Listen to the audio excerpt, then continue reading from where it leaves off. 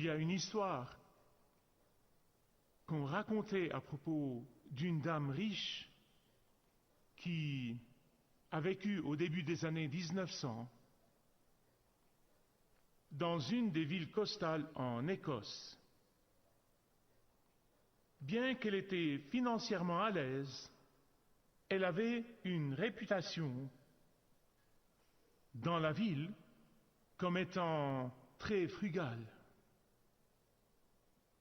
Donc, imaginez la surprise de ses voisins quand ils ont entendu dire qu'elle serait la toute première personne dans la ville à avoir l'électricité chez elle.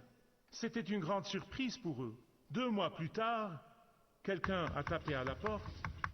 C'était le représentant de la compagnie d'électricité. « Madame, est-ce que l'électricité fonctionne bien ?» Elle a dit « Oh oui, l'électricité fonctionne vraiment très bien. » Il a dit « Eh bien, puis-je vous poser une question ? Pourquoi votre compteur montre que vous n'avez presque pas utilisé d'électricité du tout ?» Elle a dit « Oh si, j'utilise l'électricité. Quand le soleil se couche, j'allume la lumière assez longtemps pour allumer toutes les bougies chez moi. Et dès que j'ai terminé d'allumer les bougies, j'éteins l'électricité. » J'ai lu ceci et j'ai pensé, quel exemple de tellement de chrétiens croyants aujourd'hui. Ils sont connectés à la puissance du Saint-Esprit, mais ils l'utilisent rarement. Comme cette dame, ils sont connectés à la puissance, mais ils vivent à la lumière des bougies. Sur le niveau spirituel, c'est vraiment une image de ce qui arrive dans notre culture aujourd'hui entre les croyants. Ils vivent leur vie en éteignant le Saint-Esprit de Dieu, à qui ils sont connectés. Ils sont connectés au Saint-Esprit par le fait même que le Saint-Esprit les a habités au moment du salut, mais après ils choisissent de vivre par des réponses centrées sur l'homme. Ils sont habités par le Saint-Esprit et pourtant ils suivent des formules faites par l'homme et des pas faits par l'homme et des programmes. Il leur a été donné la puissance et la lumière et le feu du Saint-Esprit pour éclairer la parole de Dieu pour eux, et pourtant ils choisissent de vivre avec de la lumière partielle ou faible. Et c'est pour cela, mes chers amis, qu'aujourd'hui, il y a beaucoup de croyants qui manquent de discernement. C'est là le secret. Les chrétiens manquent de discernement, de distinction entre la vérité et les mensonges, entre ce qui est bon et ce qui est mauvais, de décerner la différence entre la puissance spirituelle et le pragmatisme. À cause de cela. Dans ces mots concluants aux croyants à Thessalonique, l'apôtre Paul leur donne une série d'exhortations. Ouvrez avec moi s'il vous plaît au chapitre 5, comme nous finissons cette série ensemble. Dans le dernier message, pour ceux de vous qui étaient ici, nous avons vu 3 de ces exhortations. Il leur a dit de se réjouir quand? Toujours. À prier sans cesser. Et à être reconnaissant en toutes choses. Aujourd'hui, nous concluons cette magnifique série de messages de la parole de Dieu, ce grand épître de l'apôtre Paul. Et il leur donne une série d'impératifs. D'abord, il a dit, n'éteignez pas le Saint-Esprit de Dieu. Je sais que certaines traductions n'utilisent pas ce mot, c'est un mot puissant. N'éteignez pas, ne méprisez pas la parole de Dieu. Il a dit, examinez toutes choses avec attention. Quatrièmement, il a dit, retenez ce qui est bon. Retenez-le, attachez-vous-y et rejetez, fuyez et refusez d'accepter tout ce qui est faux ou mauvais. Puis il prie pour que la puissance de Dieu, le Saint-Esprit, les sanctifie. Je ne veux pas que vous manquiez l'ordre ici. Ne pas éteindre le Saint-Esprit vient d'abord. Il y a une raison pour cela. Parce que ne pas éteindre le Saint-Esprit est une clé pour toutes les autres choses dont ils auront besoin, dont vous aurez besoin et dont j'ai besoin pour pouvoir vivre une vie de pureté et de sainteté. Pour revenir à l'histoire de notre amie écossaise, Si vous n'utilisez pas la puissance du Saint-Esprit à laquelle vous êtes connecté, vous éteignez la puissance du Saint-Esprit en vous. Mais écoutez bien, Paul ne suggère pas pour un seul moment que quiconque entre nous ou quiconque ou n'importe quelle force ou n'importe quelle puissance dans le monde puisse éteindre le Saint-Esprit. Absolument pas, et 1000 fois non. Et en fait, il parle d'éteindre le feu du Saint-Esprit et sa puissance et sa lumière dans nos vies individuelles. Le Saint-Esprit est le Saint-Esprit de Dieu et personne ne peut l'éteindre.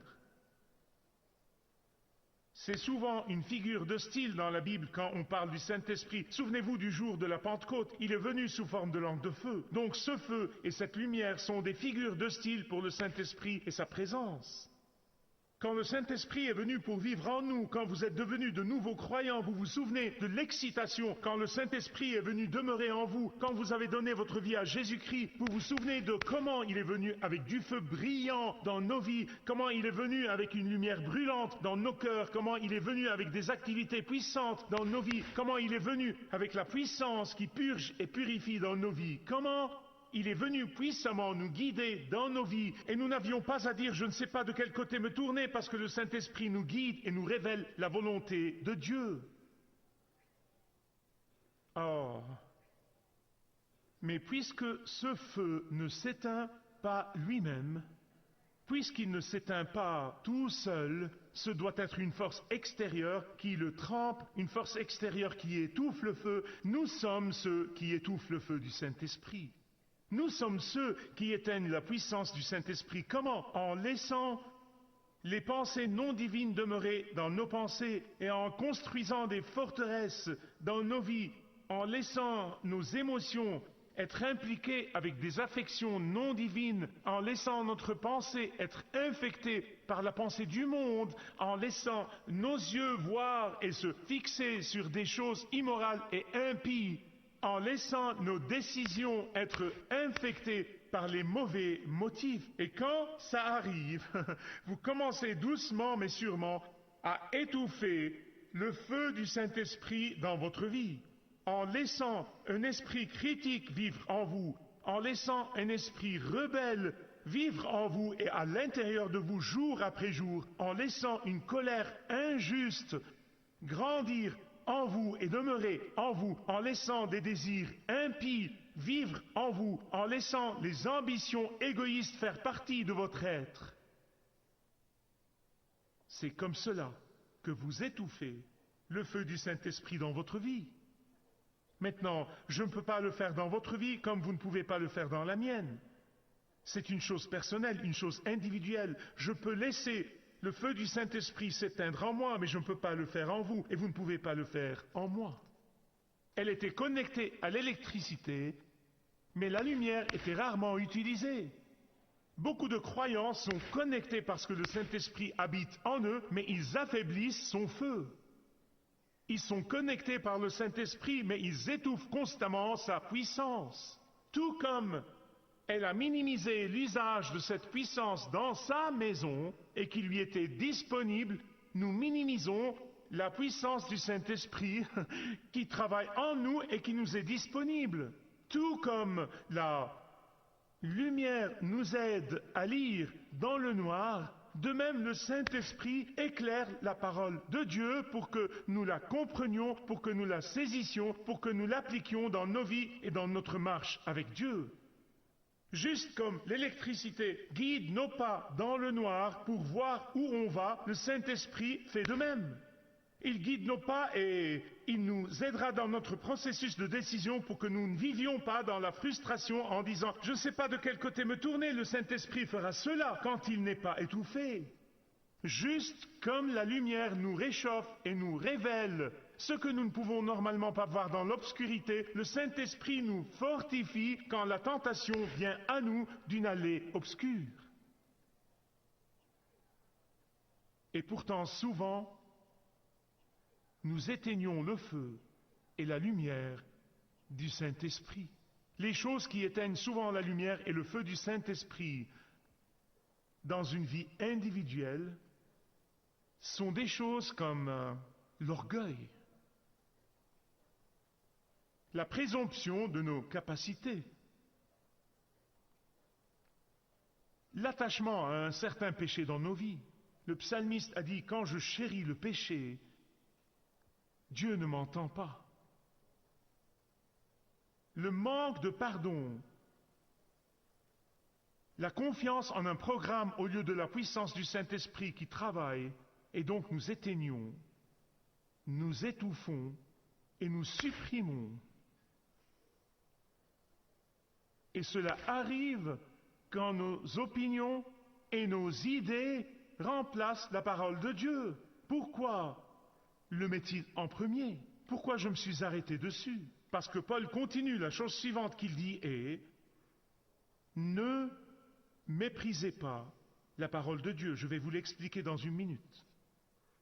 Vous voyez, quand vous éteignez le Saint-Esprit, la Bible sera pour vous comme une tonne de briques. Vous ne pouvez même pas la porter. Quand vous éteignez le Saint-Esprit, en minimisant la parole de Dieu et la puissance de la parole de Dieu, oh Dieu m'a donné un cerveau à utiliser, suivra. Nous la considérons comme étant peu importante. C'est important, mais ce n'est pas aussi important que cela. Nous la traitons avec contentement. Mais avant que la Bible ne soit établie comme un canon, comme une mesure, comme la parole de Dieu, Dieu a utilisé des prophètes qui se sont levés et ont dit « Ainsi dit le Seigneur ». Et ceci est arrivé même au temps de l'apôtre Paul. Avant que le canon ne soit établi, avant que la Bible ne soit complète, les prophètes et les apôtres disaient « Ainsi dit le Seigneur ». Mais maintenant que nous avons la Bible complète comme travail terminé, comme la parole de Dieu, nous sommes appelés à ne pas la mépriser, ni la minimiser. Et parce qu'il est possible que Satan vienne imiter la proclamation de la parole de Dieu, il continue dans le verset suivant, il dit dans la 3e exhortation, il dit « Examinez toutes choses dans la lumière de la parole de Dieu ». Examinez tout. Pas dans la lumière de ce que docteur Machin Chose a dit, mais examinez tout comparé à la parole de Dieu.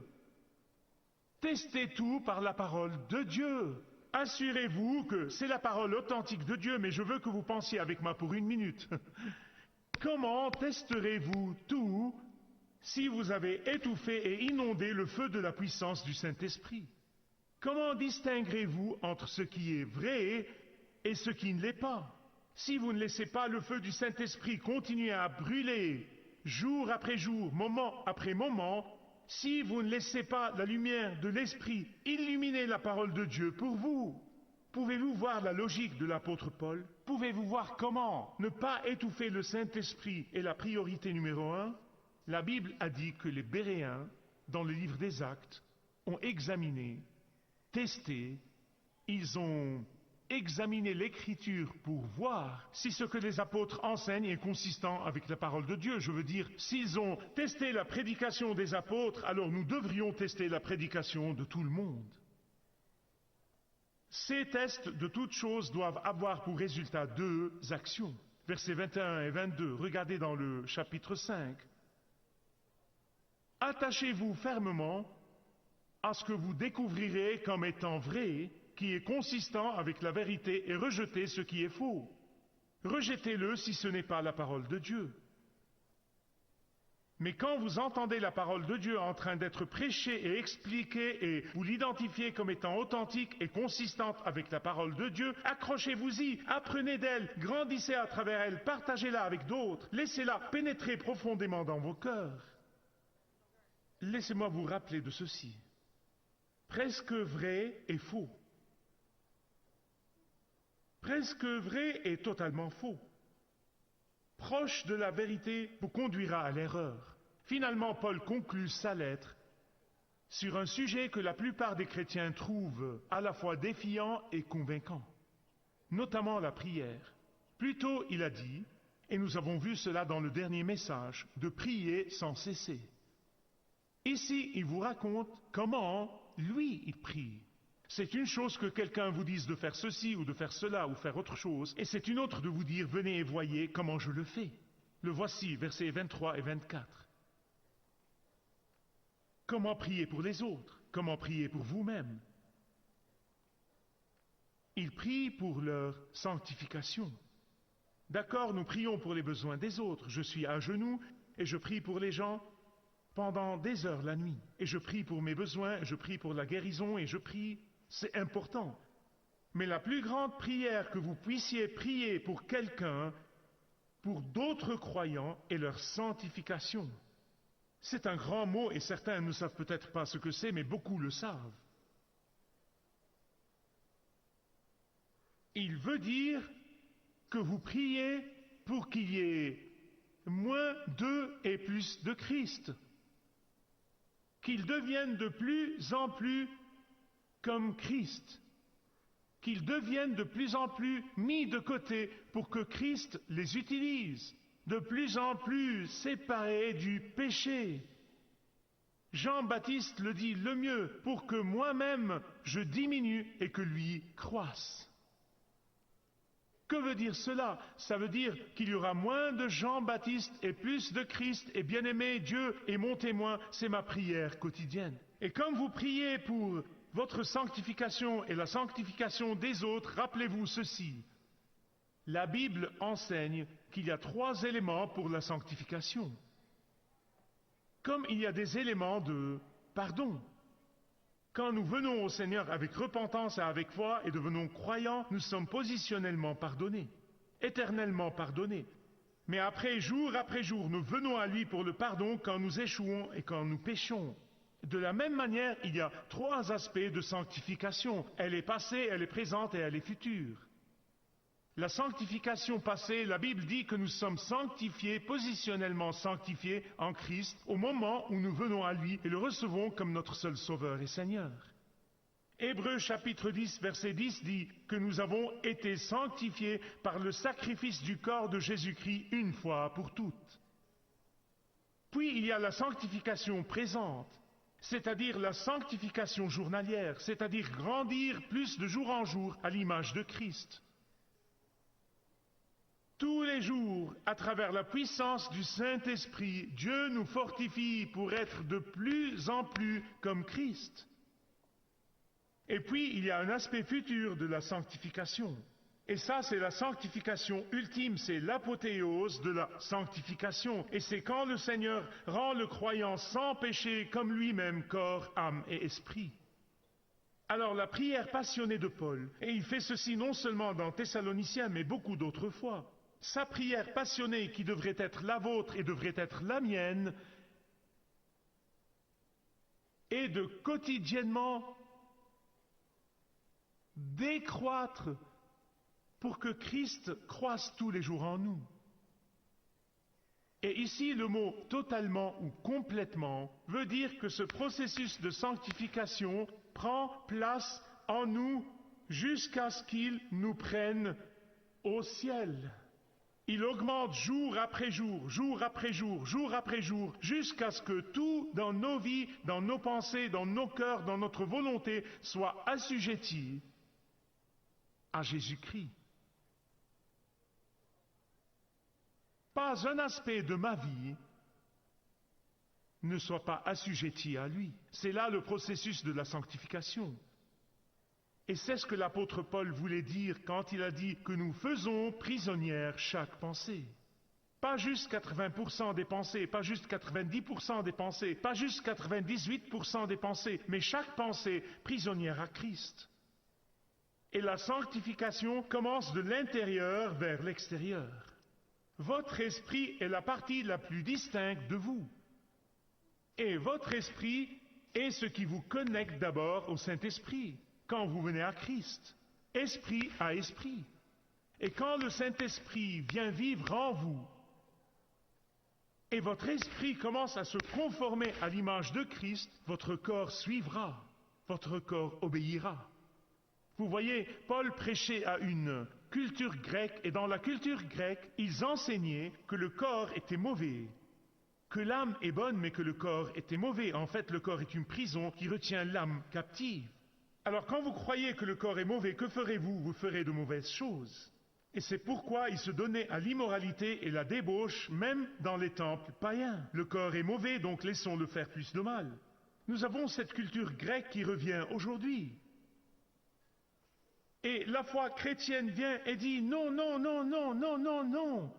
Le corps peut devenir sanctifié, mais seulement après que l'âme et l'esprit deviennent sanctifiés. Mais il y a un autre point important ici dans le verset 24. L'apôtre Paul a exprimé de la confiance, non en notre effort, non en le fait que nous essayons plus dur, non en nos essais pour changer nos comportements, non, non, non. Il exprime absolument sa confiance en le fait que nous pouvons devenir sanctifiés à cause de la fidélité de Dieu. Regardez le verset 24 avec moi. Et si vous l'avez devant vous, lisons-le ensemble. Celui qui vous a appelé est fidèle et c'est lui qui le fera.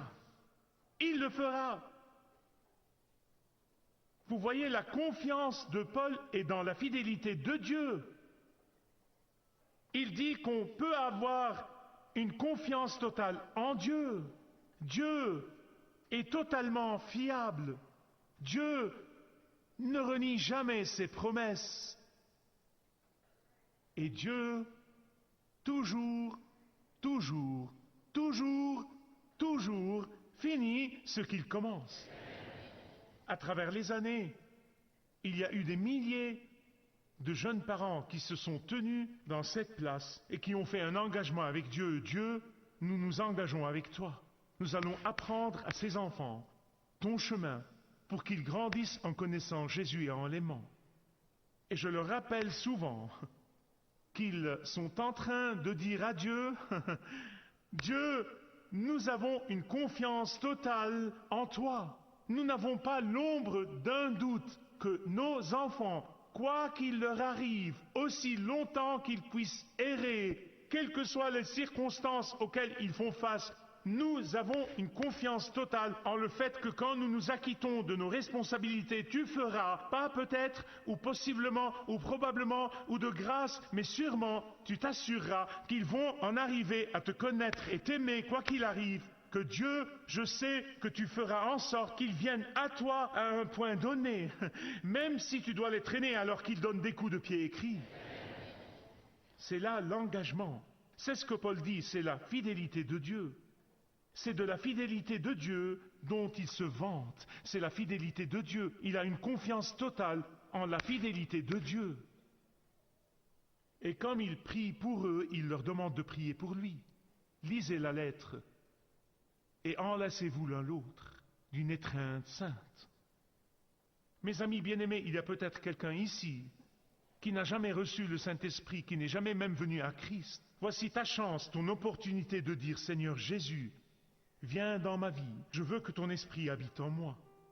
Il y a peut-être des croyants ici, et vous êtes même venus à l'église, et vous savez au fond de votre cœur que vous avez étouffé le feu du Saint-Esprit dans votre vie, et vous vous demandez pourquoi vous vivez dans ces troubles et cette confusion, et pourquoi la vie semble être écrasante.